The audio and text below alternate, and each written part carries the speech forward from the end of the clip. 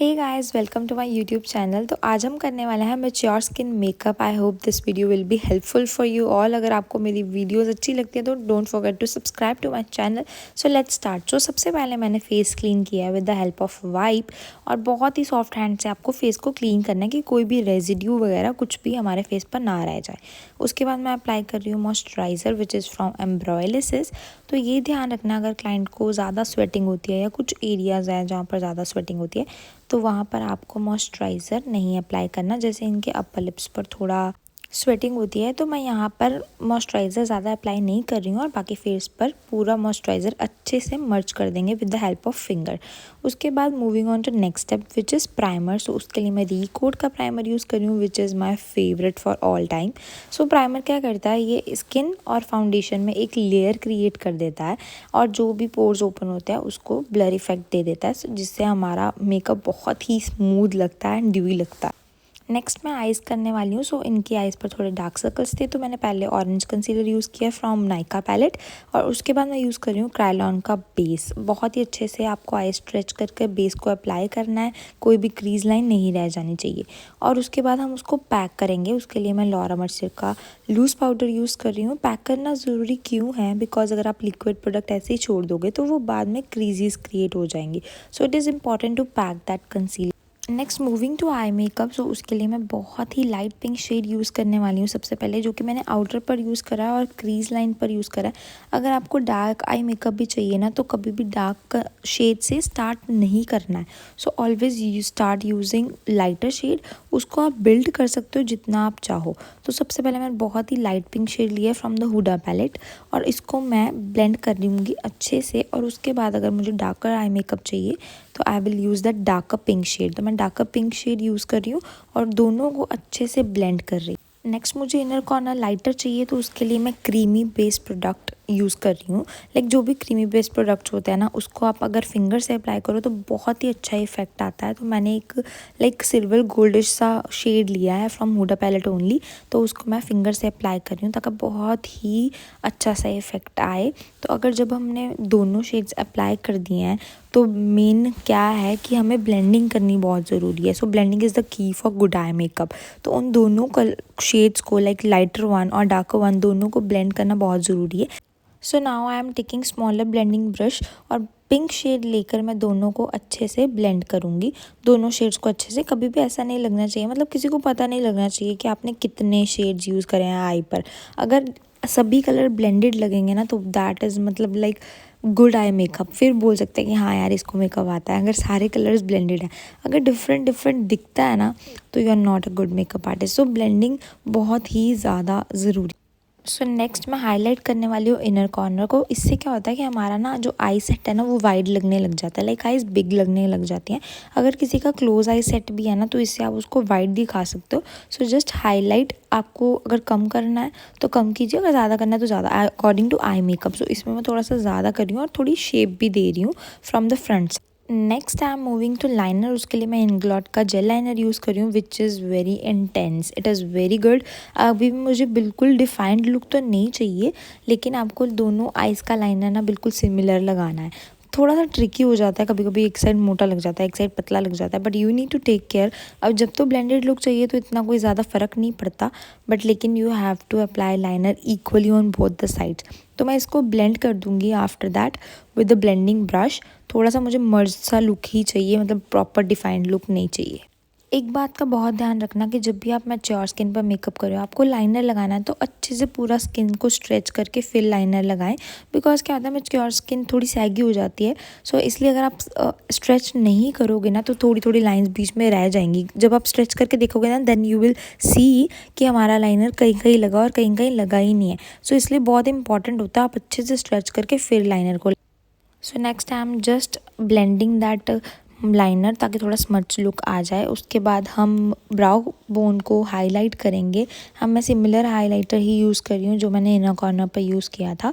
सो उससे मैं brow bone को अच्छे से हाईलाइट कर रही हूँ। So we are done with eyes. Now moving on to skin. उसके लिए मैं एल्फ का हेलो ग्लो यूज़ कर रही हूँ जो कि मेरा करंट फेवरेट है। ये ना बहुत ही टिंटेड फाउंडेशन है तो थोड़ा सा टिंट देता है and glow, and which is very important and good too. अब मैं अंडर आई को पहले अच्छे से क्लीन कर लूँगी, ताकि जो भी मैंने आई मेकअप किया उसका कोई भी रेजिड्यू अगर अंडर आई पर है तो आपको अच्छे से क्लीन कर लो। बिकॉज़ अगर रह जाता है ना, तो अगर आप मेकअप करते हो अंडर आई पर करते हो तो वो फैल जाता है। सो क्लीन करने की वजह से आई पर बेस जो हमने लगाया होता है पहले वो रिमूव हो जाता है। सो इट इज़ इम्पॉर्टेंट कि आप दोबारा उसको रीअप्लाई करें। मैंने उसकी रीएप्लीकेशन कर दिया and now I am just blending that elf glow.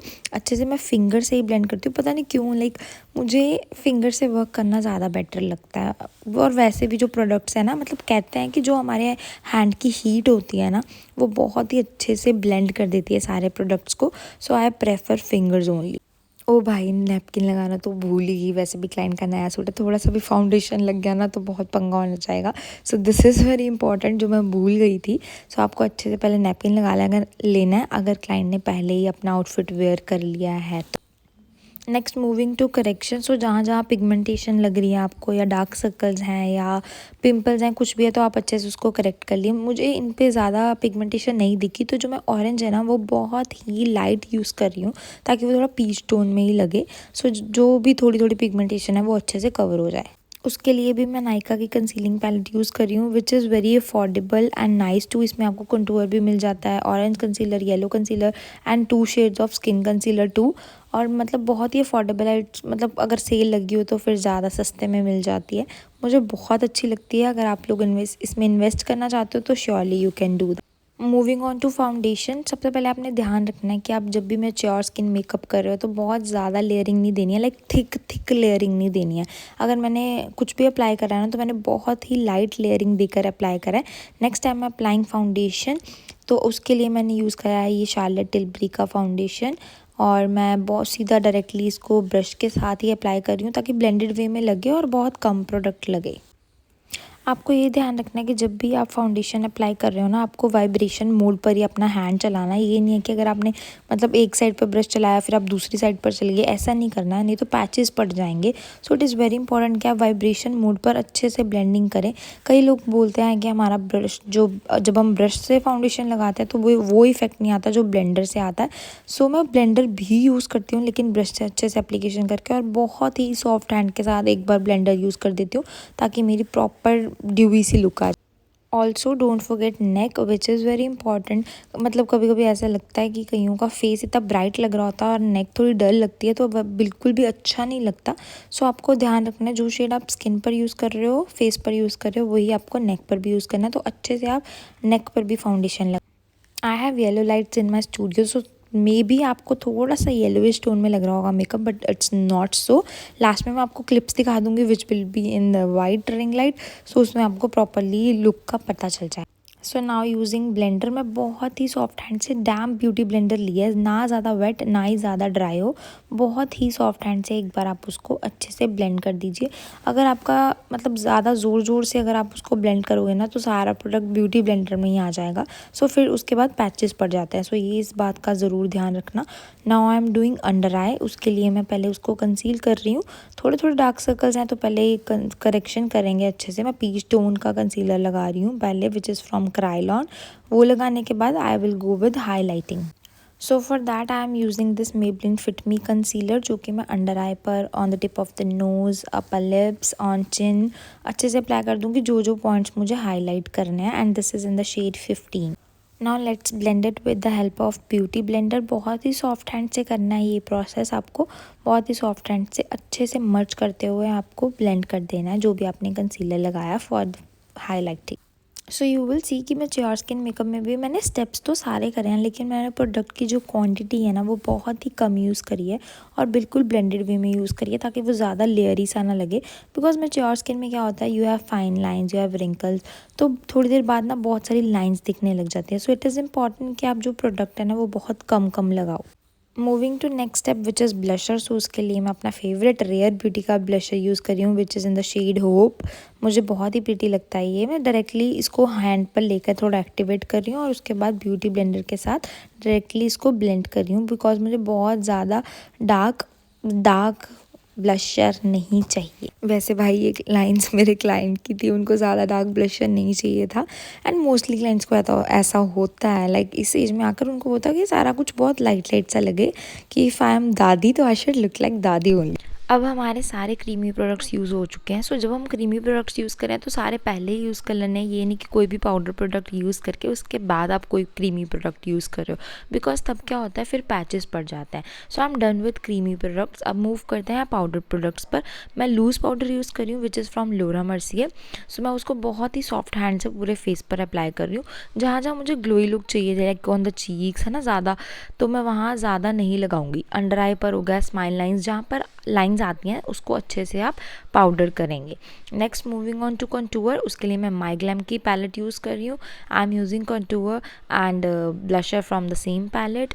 बहुत ही सॉफ्ट हैंड से, like it is mature skin, आपको बहुत हार्श कुछ नहीं करना है। सो बहुत ही सॉफ्ट हैंड से आपको एक शार्प लुक देनी है फेस को with the help of bronzer which is from my glam. So bronzing के लिए मैं एंगुलर ब्रश यूज़ कर रही हूँ, तो एंगुलर ब्रश से ईजी हो जाता है आपको कंटूरिंग करना। So on nose also, on chin also you will do it perfectly. और उसके बाद मैं ब्लशर यूज़ करूँगी इसी पैलेट से। उसके लिए मैं एक फ्लफ़ी ब्रश ले रही हूँ। एज़ यू नो कि पहले हमने लिक्विड ब्लश यूज़ किया था फ्रॉम रेयर ब्यूटी, तो उसको सेट करने के लिए पाउडर ब्लश यूज़ कर रही हूँ ताकि ज़्यादा स्टे ऑन रहे, बिकॉज लिक्विड ब्लशेस क्या होता है थोड़ी देर बाद थोड़ा फेड होने लग जाते हैं। सो प्रॉपर स्टे के लिए हम उसको पाउडर से सेट करेंगे। और उसके बाद अब आती है हमारी हाइलाइटिंग की। सो ध्यान रखना है, अगर आपको लग रहा है कि कहीं ज़्यादा ओपन पोर्स हैं या पिंपल्स हैं, आपको हाइलाइटर ज़्यादा वहाँ यूज़ नहीं करना। यहाँ मैं बैका का हाइलाइटर यूज़ कर रही हूँ विच इज़ शैम्पेन पॉप। मुझे बहुत ही ज़्यादा पसंद है यार ये हाइलाइटर, इतना मतलब सटल सा भी है और प्रॉपर हाईलाइटिंग लुक देता है। उसके लिए मैं स्मॉल फ्लफी ब्रश यूज़ कर रही हूँ विच इज़ फ्रॉम ओरिफ्लेम। तो उसको अच्छे से मैं on the cheek bones and on the tip of the nose, on lips, chin, जहाँ जहाँ मुझे थोड़ी थोड़ी शाइन चाहिए, मैं वहाँ पर बहुत ही सॉफ्ट हैंड से इसको यूज़ कर रही हूँ। सो अब हमारा बेस पूरा डन हो चुका है, तो अब हम आईब्रोज़ पर चलती हूँ। सो उसके लिए मैं पाउडर्ड फॉर्म में ही यूज़ कर रही हूँ, मुझे जेल में यूज़ नहीं करना बिकॉज वो बहुत हार्श लुक देता है। सो पाउडर वाली पैलेट यूज़ करें which is from Wet and Wild. तो ये बहुत, इसमें एक बहुत सॉफ्ट ब्राउन शेड भी है और एक डार्कर भी है। सो जैसा आपको चाहिए यू कैन यूज़ दैट। मैं यहाँ पर सॉफ्ट ब्राउन शेड यूज़ करके उनके आईब्रोज़ कर रही हूँ। और spoolie and brush, angular brush भी इसी में ही मिल जाता है आपको। So it's very easy to use it.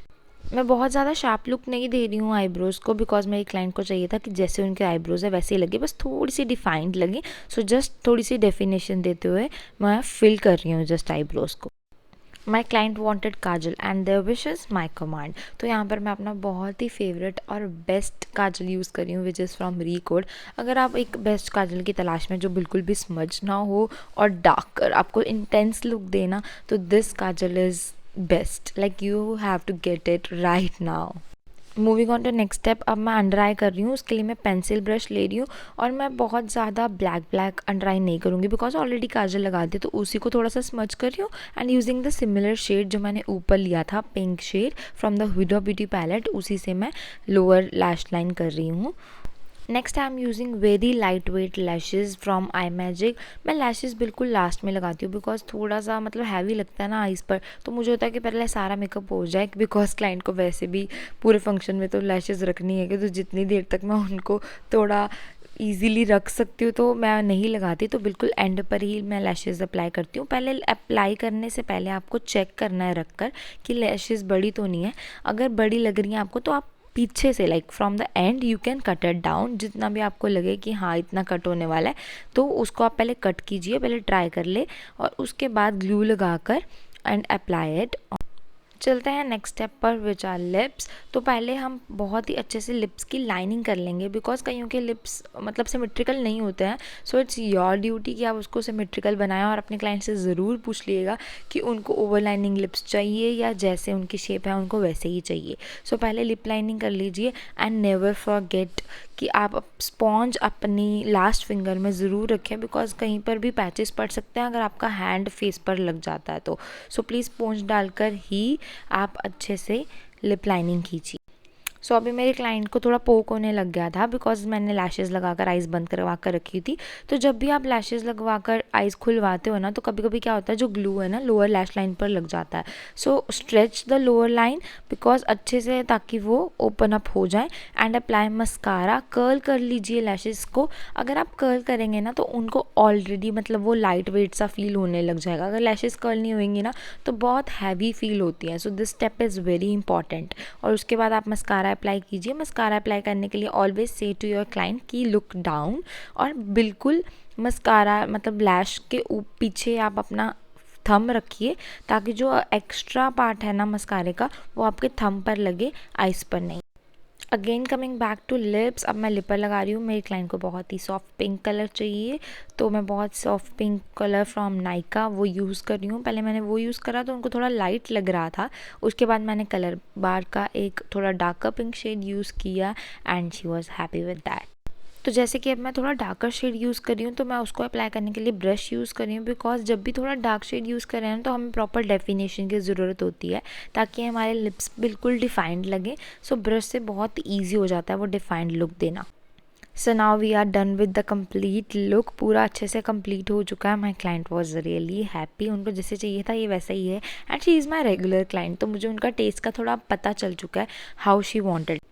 And also कभी भी लोअर लैश करना भूलना नहीं है, so always use mascara, it is very important. And lastly I am fixing all the makeup using MAC fix plus, मेरा favourite है ये भी। सो आप इसको इन बिटवीन भी यूज़ कर सकते हो, लेकिन I love to do it on the last. और जो बाकी का नेक रह गया है हम उसको भी कंप्लीट कर लेंगे, बिकॉज अभी मैंने अपर नेक पर ही लगाया था। सो मैं similar foundation, same foundation Charlotte Tilbury का ही लोअर नेक पर भी यूज़ कर रही हूँ अच्छे से, और उसको भी पैक करेंगे अच्छे से। मैं कॉम्पैक्ट यूज़ कर रही हूँ like loose powder from Laura Mercier. Next using highlighter, मैं बैका का ही हाइलाइटर यूज़ कर रही हूँ नेक पर थोड़ा सा शिमरी लुक देने के लिए, like on the bones only. So मैं वहाँ पर अच्छे से हाईलाइटिंग कर रही हूँ ताकि थोड़ा सा शिमरी लुक आए।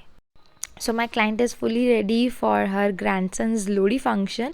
I hope you like this video. Don't forget to subscribe to my channel. मैं बहुत अच्छे अच्छे ट्यूटोरियल डालती रहूँगी आपके लिए, so it will be helpful for you all. Bye bye.